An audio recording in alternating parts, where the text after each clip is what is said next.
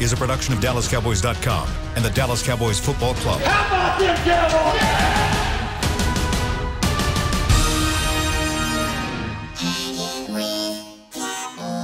Blowing out of the backfield, exploding down the sideline. This is Hangin' with the Boys, presented by Wingstop, where flavor gets its wings. Now, your hosts, Nate Newton, Kurt Daniels, Jesse Holley, and Shannon Gross. Thursday, 11:30 a.m. Central Time, and that can mean only one thing. Let's go. It is time for your favorite program. Yes, I said program. Favorite program of the week, Hanging with the Boys. There's a live look at Tostitos Championship Plaza out front of Ford Center at the start. It is a brisk 43 degrees. It feels like 38 degrees. High today is going to be 41. The low tonight is going to be 35. And that ain't the only thing that's cold, because my co-hosts are cold too. Jesse Holley, Nate Newton, Kurt Daniels. How you fellas doing? It's been a week. How's it going? Y'all good? Ice cold, baby. I'm good. Ice cold, baby. All right, so I got to start the show off. I got both teams wrong that are going to the Super Bowl. I had Green Bay and Buffalo. Did anybody get it right? I don't know. I had Packers and Chiefs. I think the rest of us all had the Packers and Chiefs. I think we all had Packers and Chiefs. Nobody had the Bucs. No, huh? I blew it. You blew it? No, I blew it. And then poor old Conor McGregor just got beat down this weekend. I mean, he got manhandled by my. How did the dude beat him? What happened on that Shannon? What happened? He kicked him in the calf, and apparently it wound up breaking his leg. But he kicked. There's a nerve in your calf that's really close to the surface of your skin, and his game plan was to attack his legs. He kicked him in the calf. He didn't start checking his kicks until it was too late, and that nerve acted up on him, and basically his leg was dead by the second round, and he got knocked out because he couldn't put weight on his legs. But it was a good fight card. It was a good fight card, but he's like 4-4 or something now. I mean, is this the end of Conor McGregor? Could. I mean, he looked really good at the beginning of the fight until his legs got taken out from under him, and then he did not. Well, he looked good against Mayweather until his legs got taken out. He looked good against the other guy until his legs got taken out. You know what, though? Get taken out quicker and quicker. Yeah, he looked real good walking into the ring. He's one of those guys, though, love him or hate him. He's like Tiger Woods. The game is better when he's in it. So I hope he gets it back on track, because the sport is so much more fun to watch when he's in it. But enough of that MMA stuff. We got football to talk about, man. So much better, has it? Nate, you look cozy. You know, I've been to North Carolina, South Carolina. I've been to Florida twice. I've been to Tennessee. My wife got mad, at me the other day. Telling me, you really was sincere about how you was going to travel. So now me and her at an impasse right now. I need a mediator because I'm about to take off next week. So I need a mediator because I'm gone. Oh, where are you going next week? Who cares? Who knows? Jesse's living the good life. Jesse, what have you been up to this last week? I've been working like a dog, man. Yeah? I got all these basketball. We're in the heart of the basketball season, so I got middle school, elementary, high school, college games all happening on my campuses, and scheduling buses. We can't find no bus drivers, and so I have to rent 15-passenger vans, which for some reason, there aren't any 15-passenger vans in Dallas-Fort Worth because the National Guard has them all. So that's been my life in the last week. I've just been that varsity team tearing it up. Yeah, they're okay. Okay. Hey, well, tell me, Jesse, has your basketball players, have their legs been going out in the first quarter? Or They have. Hey, Jesse, you got a guy on this show that loves to drive. I mean, Nate, you should get your CDL and start a side hustle. There you go. But we can combine this. Bro, if you promise me they're gonna at least go 1,000 miles, I'm in. We gotta go to Waco tomorrow. So hey, I don't know if that is the minimum. That's the minimum I'm driving it with. I'll drive like 600 miles one day, 600 miles the next day, then turn around and come straight back, no stopping. That is unbelievable. Unbelievable. Kurt, what have you been up to the last week? Oh, nothing too exciting. No basketball or traveling. Just working and hanging out. The country is so much big. But hey, I just visualize you guys. There's Kurt in this corner. There's Jesse in this corner. There's pretty hair in this corner. Pretty hair. Oh, I went from the beard. The hair is looking pretty. Very pretty. The hair. beard and the big head to the pretty hair. I'll take it. I'll take it. All right. You know what is going on this week? Senior Bowl is scheduled. What's that? Senior Bowl is going on this week, and the game is this weekend. How big of a deal is it that teams are going to be limited in their ability to talk to the players and see them both during the Senior Bowl, throughout the offseason, with no scouting combine, no visits, and more limited contact? Is that a big deal for the Senior Bowl? I know it's going to be a big deal for the combine, interviews, things like that. Is the Senior Bowl really that big of a deal? Nate, you've been. Is that going to hinder teams? Yes, it is. Yes, it is, especially for the teams that didn't have such good records. You know, and they have that possibility of seeing these players up close. I know a team that's breaking them down. I'm really familiar with that didn't have a good record. But I don't even think they did it the same way this year. I got to ask Chris Bean, because normally the teams that don't have the better records gets these guys. I don't know, since I'm not a part of it, I kind of backed up off of it. But these players, a lot of great players go to the Senior Bowl. I used to kind of downplay the Senior Bowl 8, 9, 10 years ago. But when I started going and seeing guys that went to the Senior Bowl and have made their name now, battles that have been there, guys that went from 3rd, 4th round picks into the lower first and high second round. This thing is big, and now it's going to test, I think, the ability for scouts to really trust their film and their eyes on that film, and can they pick these players out for their teams? And we won't know, like anything else, until a couple of years from now. But the teams that know who they want, know who they are, know the type of players they want, and they're not confused about who they are and what they're trying to be in their identity, offense and defense. These are the guys that will prosper, I think. That's kind of my question. It sounds like each team can send up to 10 scouts or personnel, so hopefully there'll be, guys like Will McClay and his crew will be there, but maybe not the head coaches and maybe not some of the assistants, that sort of thing. But with the way the video works now, does it make that big a difference? I mean, what's the advantages, I guess? The advantage is you said it, Kurt, send the right guys. Send the scouts.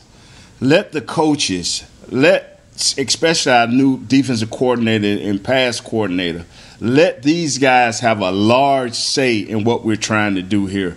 Let them try to get over to Will McClay and his guys what we're looking for. And let them go out and try to find these guys, because with your picks this year, be it offensively or defensively, you got to impact this team. And so I think this is a good, bad thing that you can't have a full array of people there, but a good thing is just letting the scouts go. So when we sit in the war room on draft day, we can say, hey, Will, such and such, assistant to this, what do you think? Not what do the coach think, because the last few years what the coaches thought has not been good. How do you, Jesse, this – you can speak to this because you've been on tryouts before, and obviously there's value to it, or teams wouldn't bring guys in to try them out. They would do all this stuff virtually. They would time them, get them to run drills, do it through video. How much value is there to seeing a guy in person? What are you looking at in person when you see him? And Nate, you can speak to that because you've been to the Senior Bowl. You can give your thoughts on what the value is of seeing a guy live. But Jesse, from a workout standpoint, yeah, and I've been in that situation as a player too. Yeah, absolutely. I've been on that stage. What's the advantage to that? It's one, when you have a workout, a lot of these guys, your smaller amount of numbers, you can really get detailed. You can really find out who the person is. That's why those conversations are so critical. You can really see who a person is by talking to them and having those conversations, being able to put players through the kind of workouts that you want to see, because every coach and every scout is looking for a particular type of player or players.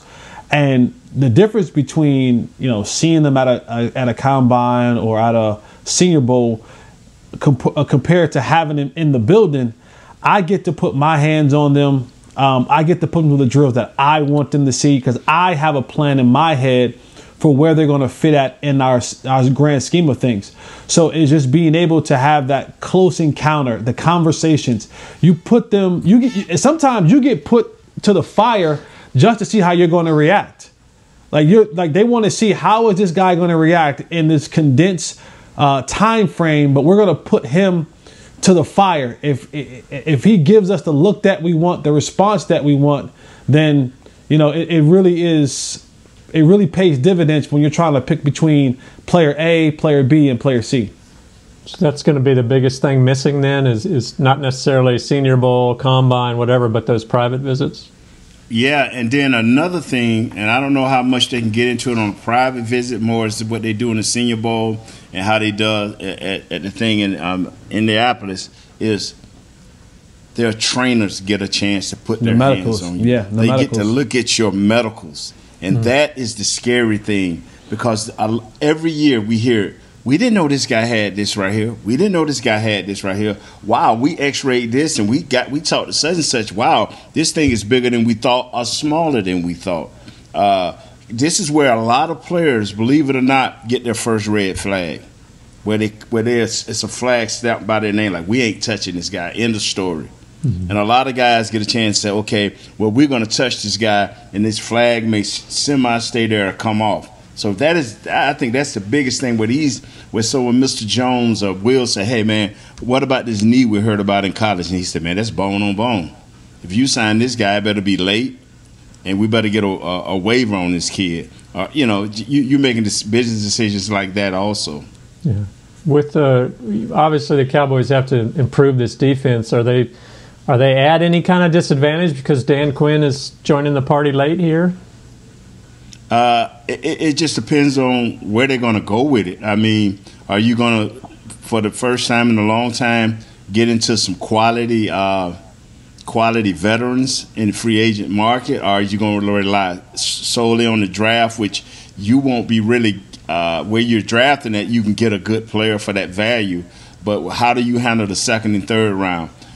More importantly, what Coach Quinn got to figure out quickly is how good is Neville, how good he think Neville is, how good is Tristan Hill coming off the injury, is Antoine Wood that 30 play or less or more. And once he figure that out, and once he get a good look at film at these guys, now he can really put his hands on his team for us, how he want to do his D-line and linebackers.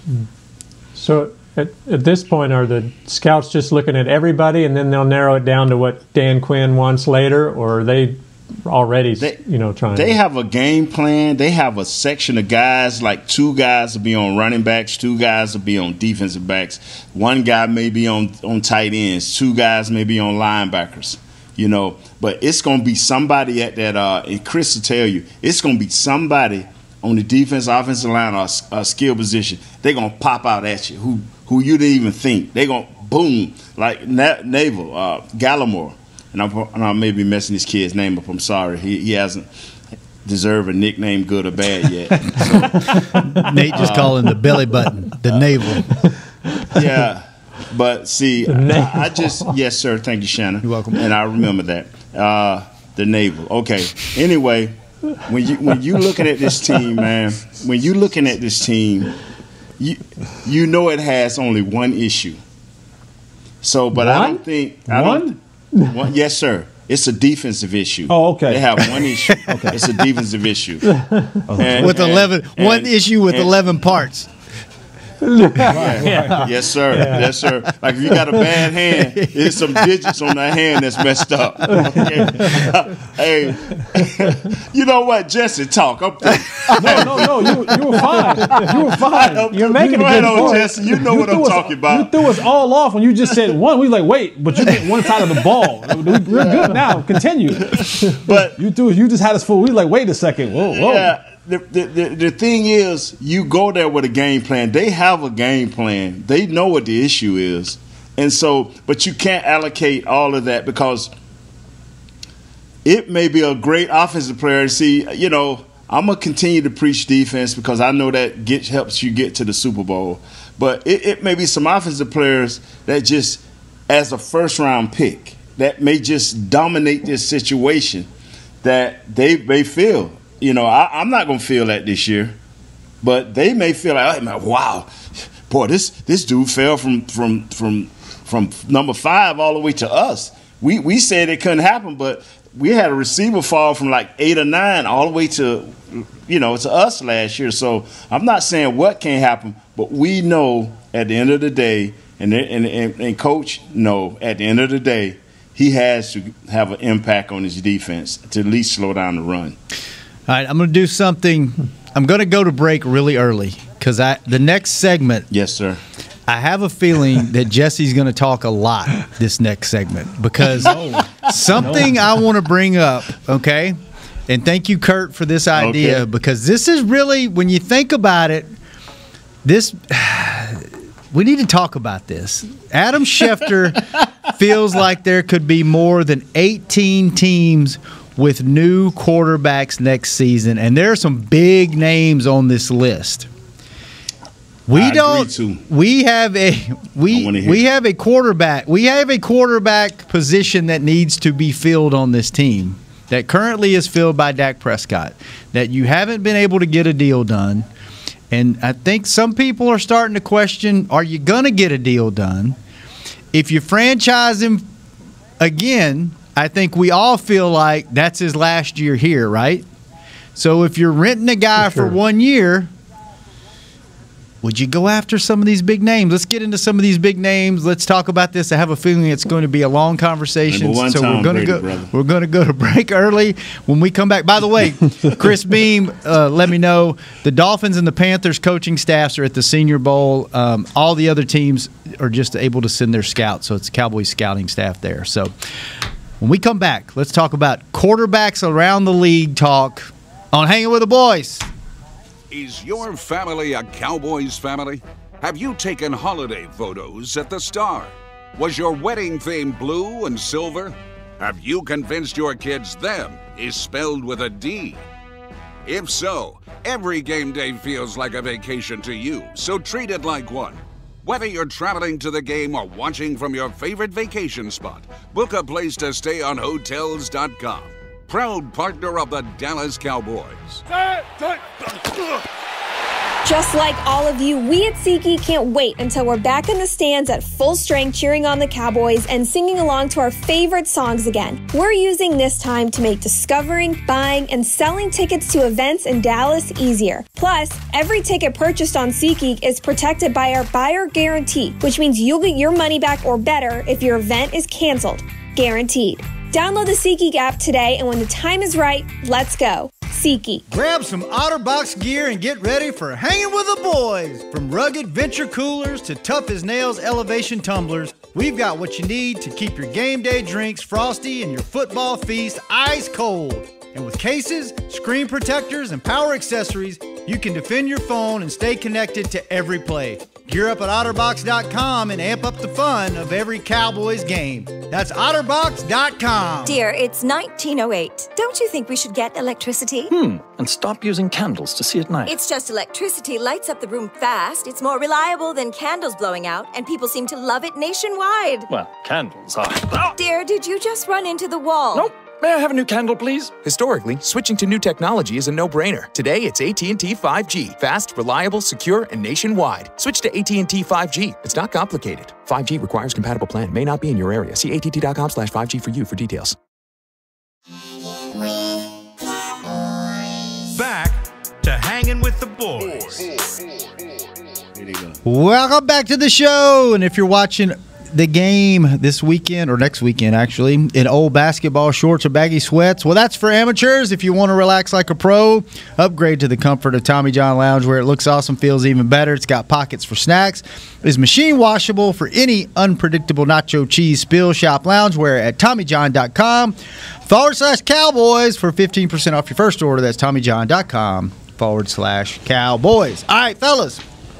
Adam Schefter thinks there are going to be about 18 quarterbacks with new teams. I'm going to read off some of the names that could possibly be available or will be available. Watson, Stafford, Newton, Dalton, Rodgers, Darnold, Wentz, Goff, Garoppolo, Dalton. So the question is, if you can't get Dak signed by the March 9th franchise deadline, and it looks like you're going to have to franchise him again, which we all agree that if that happens, he's gone after that year anyway. So you basically have a quarterback on a one-year deal.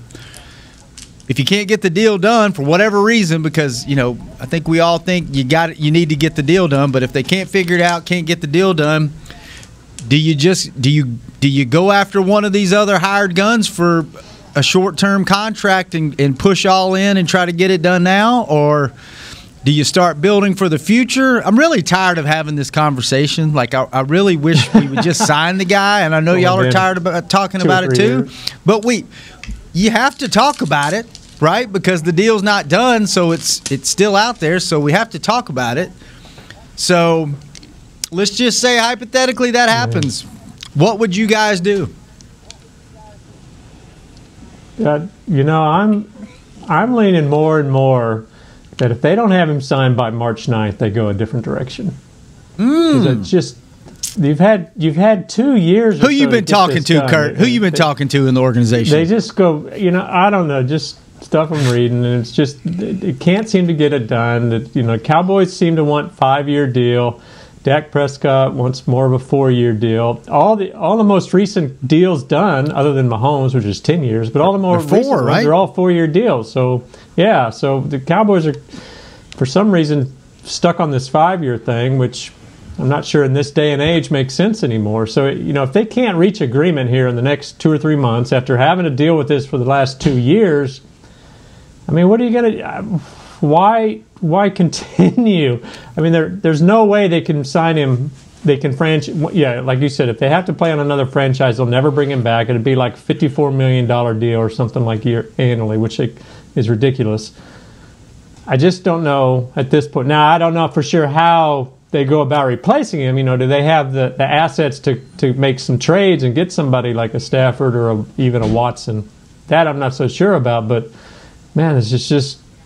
I just don't see it happening if it doesn't happen by March 9th. Let me ask it this way. Jesse, would it, on a level from 1 to 10, 1 being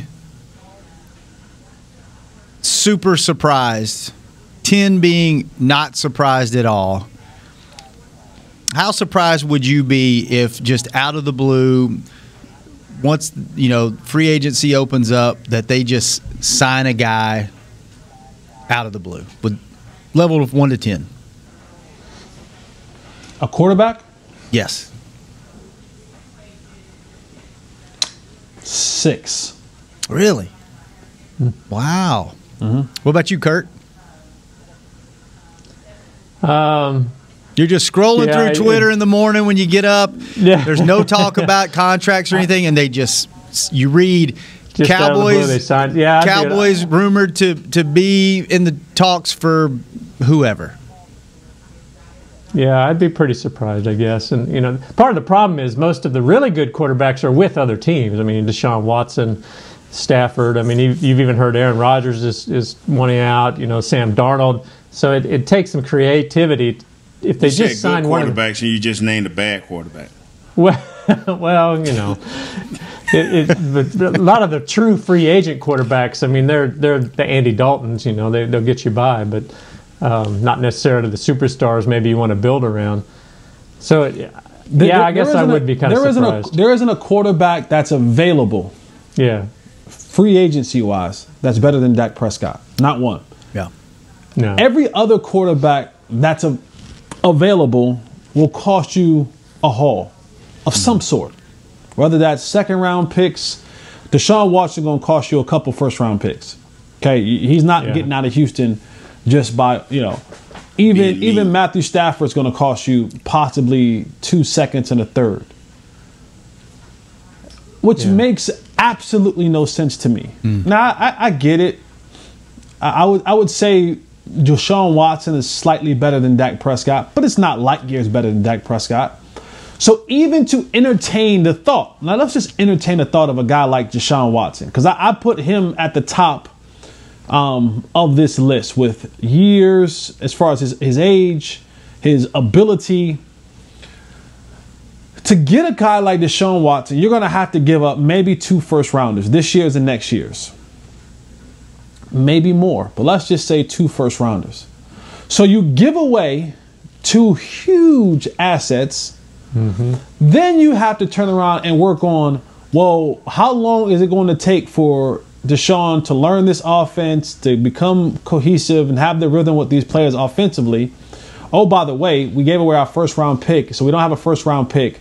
So we got to probably try to either muster up some other picks to try to move back in the first round. So we probably would only have a first-round pick or a bunch of low-level draft picks, which means we don't get much of an impactful player in this year's draft and maybe next year's draft. So I still haven't addressed my defensive situation, right? So now Desean Watson goes from having the same situation he had in Houston, slightly better here because he has more better offensive weapons. But again, you'll find yourself losing those games 45-40.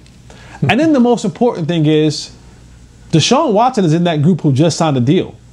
Yeah. And while his was an extension, for us, it'll just be a new 4-year deal for $158 million. So somewhere around $40 million again.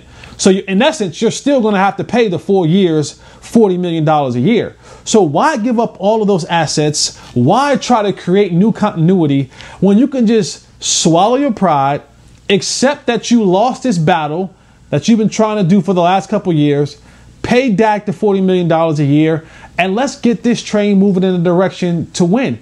There is no other options on the table.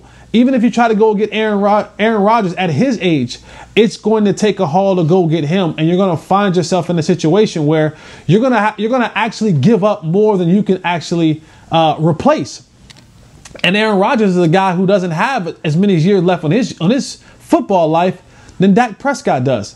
So same thing with Matthew Stafford. These are guys who maybe have good 2-3 years at the top of their game. Dak has at least another eight years where he's at the top of his game before he hits that 32, 33, 34-year-old mark. I don't understand this situation the Cowboys are doing. It really blows my mind, and I mind boggle at the decision to wait. To everyone's point, you've had 2 years. The numbers are only going to get worse for you. And God forbid if Josh Allen or Lamar Jackson jump in front of you and get signed before Dak does. Now your numbers are really solidified, and it may cost you even more than what it originally cost you at the $40 million. So I don't know what they're trying to prove. I don't know what their plan is. But any plan outside of signing Dak Prescott or getting Patrick Mahomes is a plan that is going to fail them. And we're going to find ourselves right back in this situation in the next year or two of looking for a quarterback and probably looking for another head coach. Wow. Nate, got anything on that? You talk about, you have to wonder. I mean, as I was looking through this, they've already got 7 players on their roster. Those 7 make up 57% of the salary cap. I mean, you're talking DeMarcus Lawrence, Amari Cooper, Zach Martin, Tyron Smith, Zeke, Lyle Collins, Jalen Smith. And you look at those 7 and you wonder how many of those were mistakes. A lot of those guys that just mentioned aren't earning their money. And so in some ways, the Cowboys have put themselves in a position where they can't afford Dak, or maybe they're having trouble justifying paying Dak this much money, because Dak's going to be 15% or so of the salary cap just on his own, if not more. But they put themselves in such a bad position with these other deals that now they can't really focus on getting Dak done. Plus, then having anything, you'd have 75% of your roster taken up with 8 players, and you're trying to build a championship team and a defense with very little to work with, it seems like. again, the Cowboys gambled and they lost. And all the names that you named that make up 57% of the salary cap, none of them are more important than Dak Prescott. Yeah. So I'm to the point where we know that this is a quarterback-driven league, right? The teams who have the best quarterbacks, majority of the time, win the most games and find themselves in a position. You know, now you need other factors involved, but the teams who have the best quarterbacks usually find themselves in the AFC Championship game or NFC Championship game and Super Bowl. None of the players that you name were better than Dak Prescott or more important than Dak Prescott. And there are a couple that, you know, I go back to the Zeke signing, and I'm not opposed. I'm not a part of the don't sign running backs gang. But Zeke was supposed to be the finishing pieces for the Tony Romo era. He was supposed to be that last piece, that last solid running game for Tony Romo. And it didn't work out because Tony got hurt, and then, you know, Dak emerged. And so you got caught up in that situation with him, and you didn't quite know what Dak was going to be. I thought if someone could have looked at a crystal ball and said Dak was going to be what he was now, they might have let Zeke walk. Oh, you want to hold out? Fine, hold out. We're not going to pay you anything. But because they didn't know in Dak, could he carry a football team, then they had to trust that Zeke would be able to carry this football team. And early on in his career, he definitely did. But Dak has emerged as that guy. So you, as an ownership group now, you have to go in there and say, what do we have to do to free up some of this money? And I don't buy the salary cap situation stuff that we always talk about, because we know, and we've seen it time after time after time again, the Cowboys being able to move these contracts, make money available, make guarantees, do hit, what they're going to call them, hit switches. A lot of these players have the switches in their contract where they could hit a number, and now that becomes bonus money or whatever it may be, and now you're able to free up some more cash to pay a guy like Dak Prescott. So I'm never moved by, well, the salary cap is this, and we don't know what the salary cap is going to be this upcoming season. The Cowboys always find a way. They always make a way. They're doing themselves and this team a disservice, because if I'm Dak, I don't know when he's cleared to come back for workouts and stuff like that, but I'm not coming back to this. I'm not coming back to this building and being a part of any of your offseason workouts until I get the contract that I've been asking for the last 2 years. Nate, that was kind of. How do you think this is affecting not just the current players on the roster, but maybe any potential free agents? Is this just a domino effect with everybody? Nate? No, yeah, he was talking to you, Jess. He was talking to us. Whoever. I'm talking to the room here. Or maybe I'm just talking to this brick wall in front of me. I'm not sure. I just feel at any moment they're going to say on our flagship station, Dak has been signed. Because anything else, we're going to go into an abyss. This team is going to be through. And so we can sit here and play all day long. What Jesse said, if we go out and get a quarterback, now you're going to have to make a mad scramble in free agency to go out and get some dominant defensive players to turn this thing around. Are you willing to do it? And any quarterback signed here that's worth his salt, yeah, you may get it for 25, 30 mil. But you're going to have to take all that extra money and place it into some free agent. We haven't shown that we want to do that. So if Dak doesn't sign, who is the quarterback? A guy that's going to be here 2 years, then we go into a 1-16, a 1-15, a 3-13. Now we sitting here again saying, wow, okay, this is how we build a team, and pray that we get another quarterback. To me, that's scary, man. That when you brought that up, Shannon, I'm like, wow, man, we really here? Are we really here? Nah, man, it don't make no sense. I hope not. All right, fellas.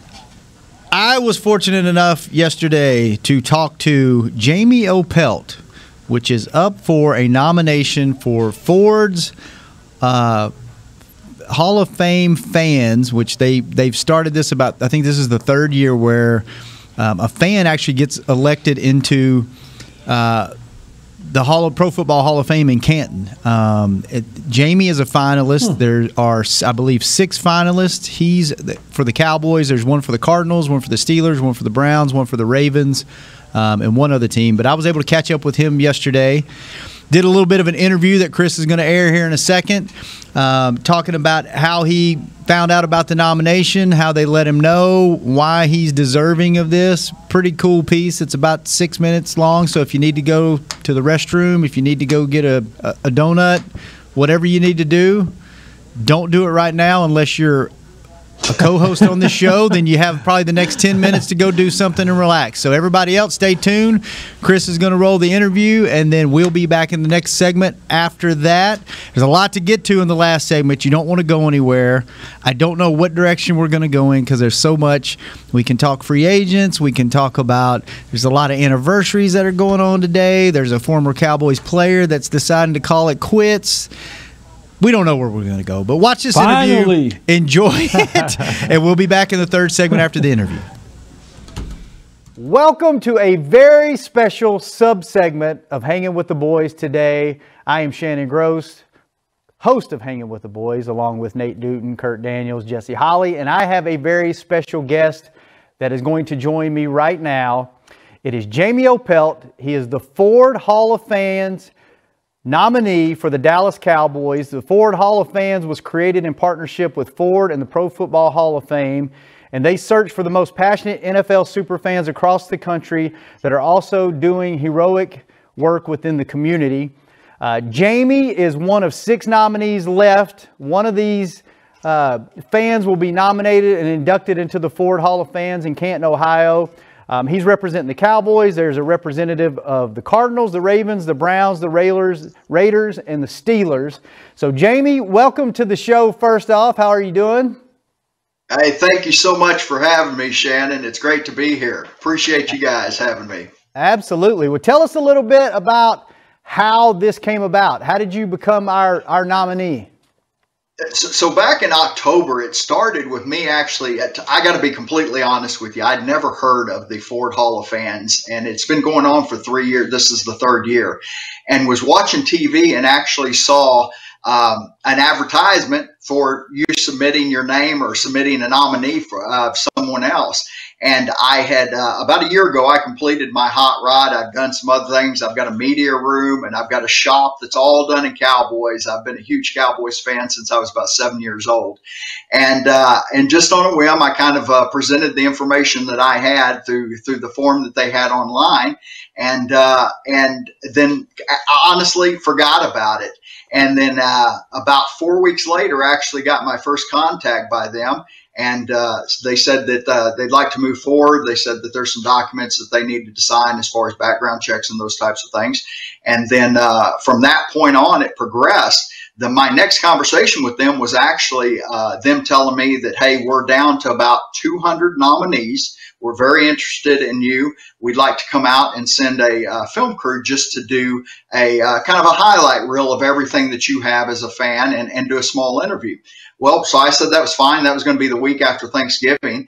And they showed up to do this. And lo and behold, in the middle of this interview that I thought that they were doing many of with other Cowboy fans, a knock came on the door, and that happened to be the Manster, Randy White, with the vice president of the Hall of Fame, the Professional Football Hall of Fame, George Veras. And Randy White came in and proceeded to announce that I was one of 6 nominees for this year's Ford Hall of Fans. That in itself is pretty cool. Randy White coming to your house and knocking on your door. That was my childhood football hero. He was on many posters in my bedroom on the walls there. So that was pretty cool. So what made you stand out as our nominee? What do you think caused Ford to pick you? What are you just a crazy over the top fan or what? Well, so I think you have to be a Cowboys fan nowadays, you have to be a little bit crazy. But I think the fact that I followed them, since I was 7 years old, I remember some good times. I remember some bad times. You know, I've told the story that I remember when a local store had to step in and actually buy tickets so that we would be able to watch the game on Sundays.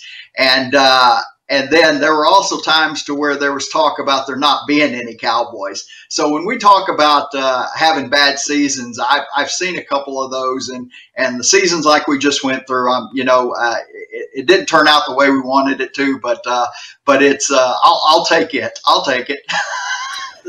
And you have go ahead. I'm sorry, I thought you were through. With that though, I've done, throughout the year, I'm a very visual person. So anytime I start a project, I have to have something that guides me through it. And so my wife and I, about 10 years ago, we actually did a media room, and I did it all in Cowboys memorabilia. I have several signed photographs that I've gotten from Cowboys. I also have some life-size stainless steel plates that are in the media room, actually blocking the light on the windows behind my chairs to darken the room, that I had custom made and actually put up in there to darken the room. And those are of the triplets, Aikman, Irving, and Smith. And, they're doing the champion stroll. So that's kind of cool in the sense there. And then I had a Randy White, back when I was 16 years old, I actually had the opportunity to meet Randy White out at the stock show and rodeo in Fort Worth. And I was with my uncle, and the only thing I had for Randy to sign was the business card, the back of the business card of my uncle. And I had him sign that, and I still had that, and actually was able to show Randy that when he came out. But then also, I guess my biggest commitment as a fan is 3 years ago, I started building a 1933 Factory 5 Racing Ford replica hot rod. And I decided way before I even started building it that this was going to be a cowboy themed vehicle.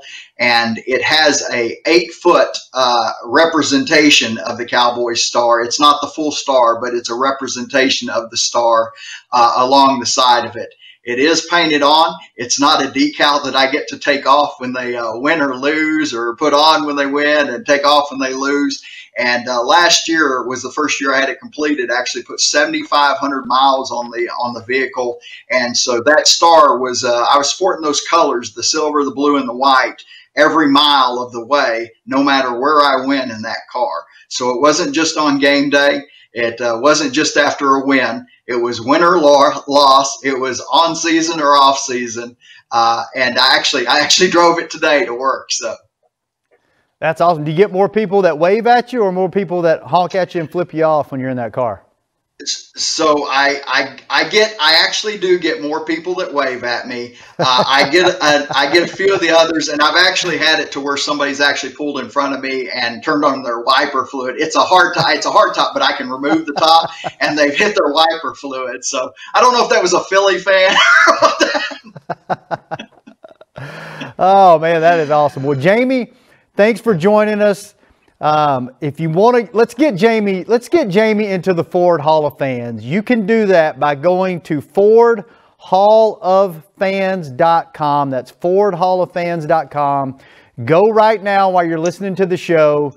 Vote for Jamie. You have until February the 1st. Go vote for him multiple times. Let's get him in. We don't want a Steelers fan in there. Let's get the Cowboys in there. No. Let's get more Cowboys in the Hall of Fame. We know there need to be more in there than there already are. Let's start with Jamie.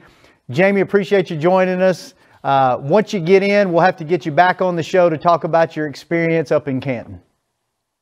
Perfect. I thank you guys for having me on. I greatly appreciate it, and we need a Cowboys fan representing in there. So let's do what we can to make that happen. All right, let's do it. Hey, thanks again, Jamie, and we'll be right back on the next segment of Hanging with the Boys.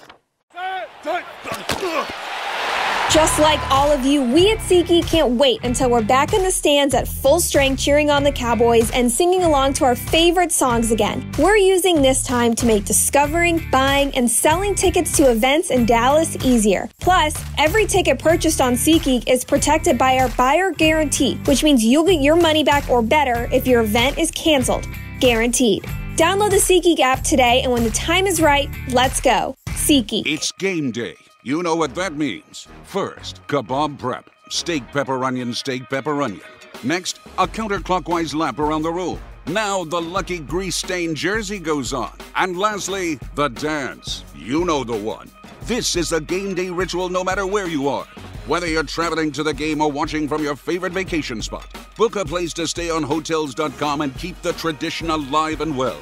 Hotels.com, proud partner of the Dallas Cowboys. Grab some OtterBox gear and get ready for Hanging with the Boys. From rugged venture coolers to tough as nails elevation tumblers, we've got what you need to keep your game day drinks frosty and your football feast ice cold. And with cases, screen protectors, and power accessories, you can defend your phone and stay connected to every play. Gear up at OtterBox.com and amp up the fun of every Cowboys game. That's OtterBox.com. Dear, it's 1908. Don't you think we should get electricity? And stop using candles to see at night. It's just electricity lights up the room fast. It's more reliable than candles blowing out, and people seem to love it nationwide. Well, candles are... Dear, did you just run into the wall? Nope. May I have a new candle, please? Historically, switching to new technology is a no-brainer. Today, it's AT&T 5G. Fast, reliable, secure, and nationwide. Switch to AT&T 5G. It's not complicated. 5G requires compatible plan. May not be in your area. See att.com/5G for you for details. Back to Hanging with the Boys. We are back.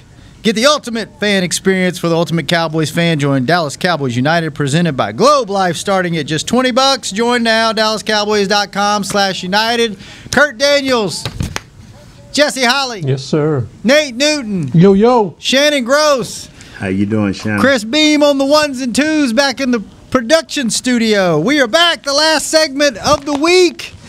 What are we going to talk about? You know what? First off, let's wish the Dallas Cowboys a happy birthday. Today, in 1960, they were founded as a football team. Kurt, give us a little history lesson real quick on that. A little history lesson on the Dallas Cowboys? No, just on the founding day. I know you sent us some notes on it, and Jonathan has some memorabilia. Tell us how it happened, or how they applied, or what the official day is. You need to watch our documentary we did this past year about the founding of the Cowboys. But it was a long process. Clint Murchison Jr. was the guy that kind of all brought it together, and it's a pretty interesting story. What they went through to get everybody's votes and the wheeling and dealing and that sort of thing. It's a fun story, but it finally all came to pass here. Owners in Miami voted on it this time in 1960, I guess it was. Yeah, 1960. Mm-hmm.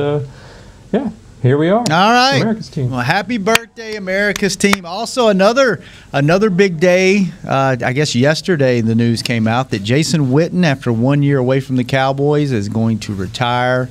And he's expected, I believe, to come back and sign a one-day contract at some point and retire a Cowboy. Got a question about that in a second. And then there's another anniversary. This is the 25th anniversary of Super Bowl 30 that Nate Newton played in. Nate, you got any fond memories of Super Bowl 30? I know you played in so many of them, and you won so many, but does anything stand out about 30 to you? Yes, we won. Nate, do you still have all your Super Bowl rings? Oh, yeah. I had to sell now one of mine, baby. Got them all, baby. Yes, sir. Do y'all get a replica trophy, too? Yeah, I got them somewhere. My ex-wife got them. Some kids got them. Somebody got them. But I know one thing. I got the rings. They can have the rest. Yeah. Mm-hmm. I've always heard that Super Bowl 30 win, it was more relief than joy after all you guys had been through. Is that true? Yeah, it was. I mean, yeah, it was. But you know what, man? I'm going to tell you what, man. Wow. If those things were, man, you have to be a part of that, brother.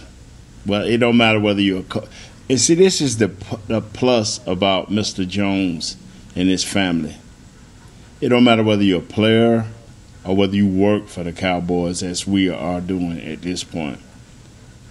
In those days, when we won those games, man, everybody was truly a part of that family, man. I mean, when he threw the Super Bowl parties, even though we had parties, individual parties, we all walked in to his party to show that respect and that love for what he had put together, man. And it's just tremendous.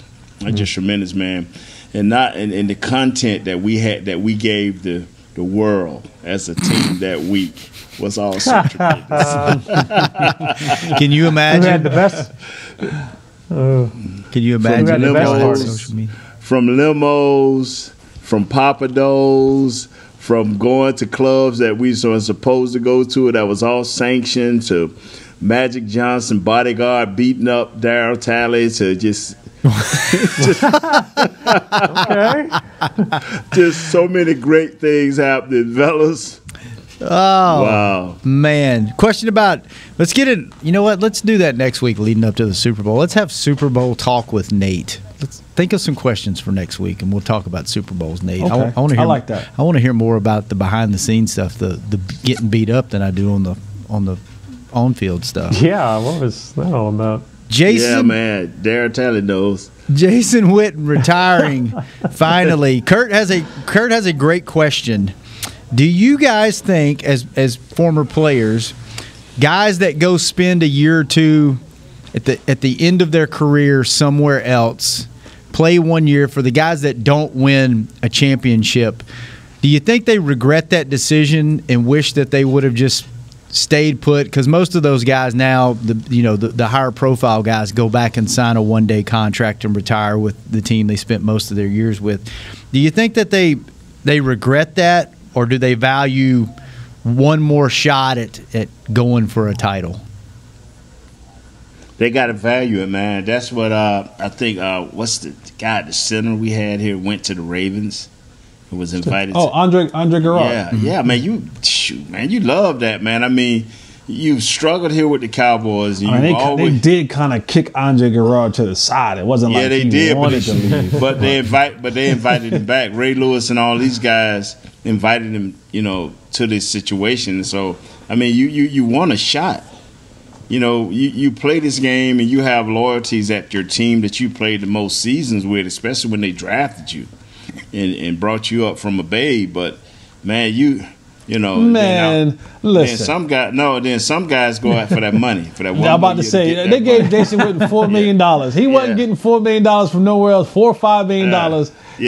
People go at the money. There wasn't no way in hell the Las Vegas Raiders were going to the Super Bowl this year. So I don't know what ring he was chasing in Las Vegas. When this thing started, they had a shot at getting to the second round of the playoffs. They had a shot, bro, getting to the second round of the playoffs. As long as King Mahomes was in the AFC, he ain't have no shot. At getting into the second round of the playoffs, they ain't have a shot. Wow. As long as King Mahomes was in the building, they didn't have a shot. I didn't say have a shot at getting to the Super Bowl. He went to Oakland not to get to the second round of the playoffs. He went to Oakland to try to chase a ring. Now I'm gonna say what you said. Not long as King Mahomes sitting over. Yeah, come on. Come on. Now we're realists on this, right? I'm with you on that. He couldn't be. When he went over there, like second round maybe if we play lights out. Second round maybe if we play lights out. That's the only thing he could be thinking. Yeah. I think for fans are always kind of like, you take Emmitt Smith playing in Arizona for a couple years, or Tony Dorsett finished at Denver. I think fans are disappointed to see that, but I guess for players, it's just you want to see if there's any gas left in the tank. Them same fans, man, I was really disappointed. But did you have an extra couple of millions laying around that you could have gave this guy? Well, a lot of those guys, it's not like they needed the money, but, It all depends. Depends. So. But, to your point, Kurt, like a lot of times when you talk about guys do want to, athletes are always the last ones to find out that you just don't got it anymore.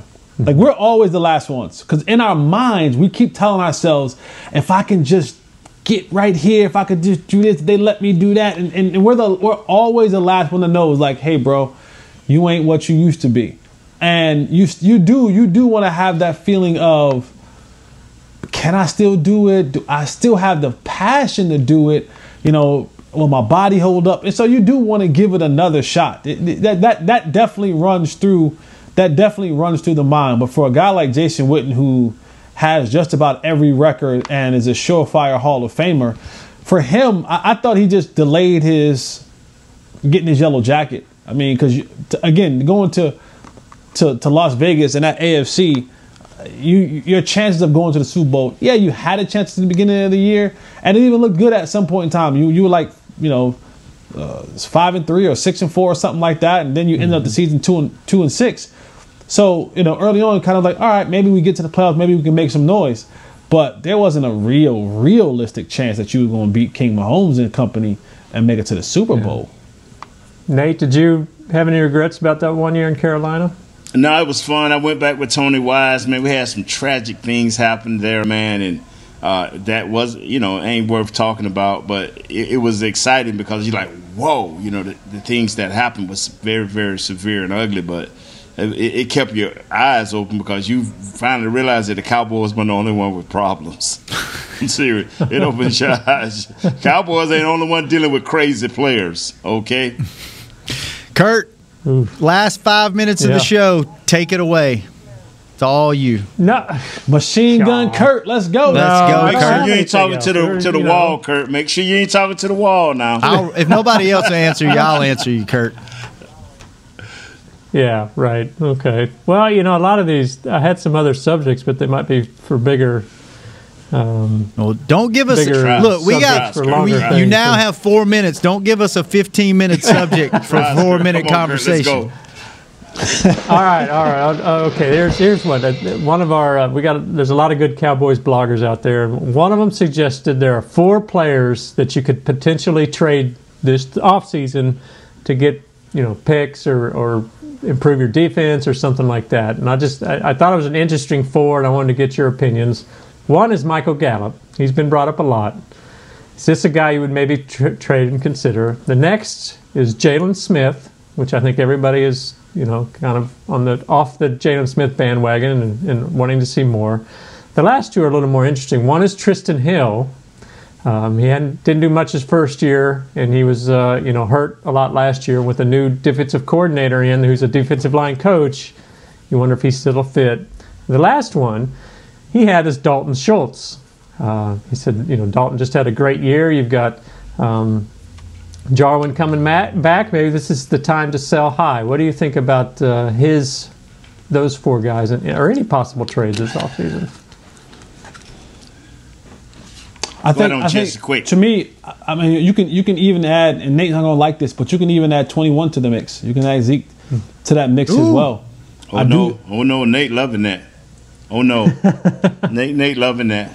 I do think you can add Zeke into that conversation because there are a lot of backs. I'm not saying they're going to be better than Zeke, but there are a lot of backs that you can get in, and you can have the same productivity with 2 or 3 backs than you would have with the 1 back for a lot less at cost, and it will bring back enough to. This team needs to pile up on defensive picks. I doubt that you're going to get anything for Jalen Smith.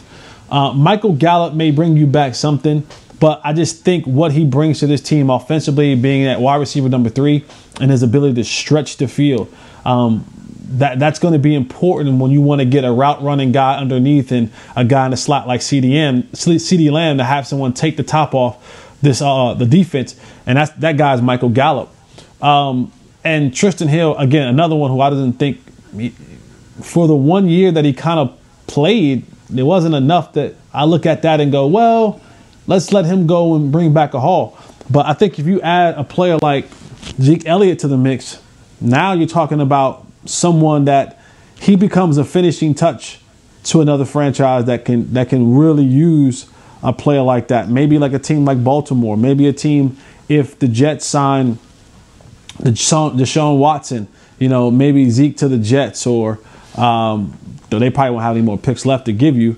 But there are a bunch of teams, the Broncos, there are a bunch of teams who can use a running back like Zeke that'll give you some picks back in return. Yeah, like the Dallas Cowboys. You think I'm going to give away Zeke for nothing? I'm not giving away Zeke for nothing. No, I'm not saying get away from Zeke. I'm saying get a haul back for nothing now. No, get a haul back for him. You can get a haul back for him. We ain't finna get away. But hey, great answer, Jess. What's the next one, Kurt? Well, I think we're out of time. Well, I got some more questions for you next week. We can do, but okay. Wow, wow. We'll give you more time next week. We'll give you 10 minutes next week. Let me give it. That was Just let me shout out. That was Stephen Mullinex with the Landry Hat blog. They do a nice job over there, so I just want to give him a little credit for that. So, all right. But would you trade? How about would you trade Dalton Schultz after the year he had? Sell high? I ain't touching my offense. But on defense, have at it. Have at it. I ain't touching that offense. I'll trade Dalton Schultz. Yeah, how can you improve your defense if you don't use some of your assets on offense? No, and listen. If the phone is open for Dalton Schultz, if someone wants to call for Dalton Schultz, the phone is open. I'll take my chances there. I'm sure Blake Jarwin's going to come back primed and ready to go. Blake Jarwin, I'll let the door be open for him. I know what Dalton can do. The door can open for the other cat, but I ain't getting rid of no. Wow. Oh, man. Yeah. You paid the other cat. I am so tired of potential. If I got somebody on offense and I know what they can do, who they are, they got another year with Kellen, let's go. Got his name right. Got my man's name right. Kellen, not Kellum. Yeah. Oh, yeah, because he finally did something the last 3 games of the year. He finally did something right. He deserved to have his name pronounced correctly. You know what? That would be a good segment. I like your forehead when you bent down like that. I like the forehead shot. It was nice. Wow. That'd be a good segment. Is the phone open?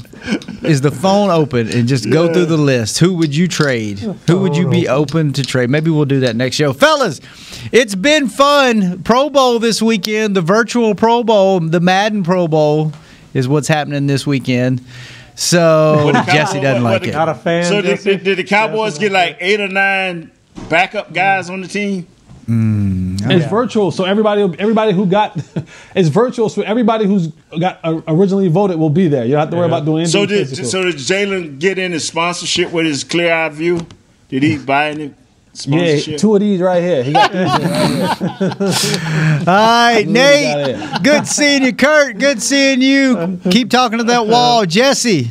Good seeing you, even though the show didn't start out so great. Clear eye view, baby. You know, that view that we got before we came on the air, we need less of that. More of the forehead, less of that. Less of the other one. Beam, thanks for keeping us on the. He was jealous. Beam, thanks for keeping us on the air. He was jealous. We will be back same time, same place next Thursday, 11:30. Hanging with the boys. Give me some grace. Give me some grace. This has been a production of DallasCowboys.com and the Dallas Cowboys Football Club. How about this, Cowboys? Yeah!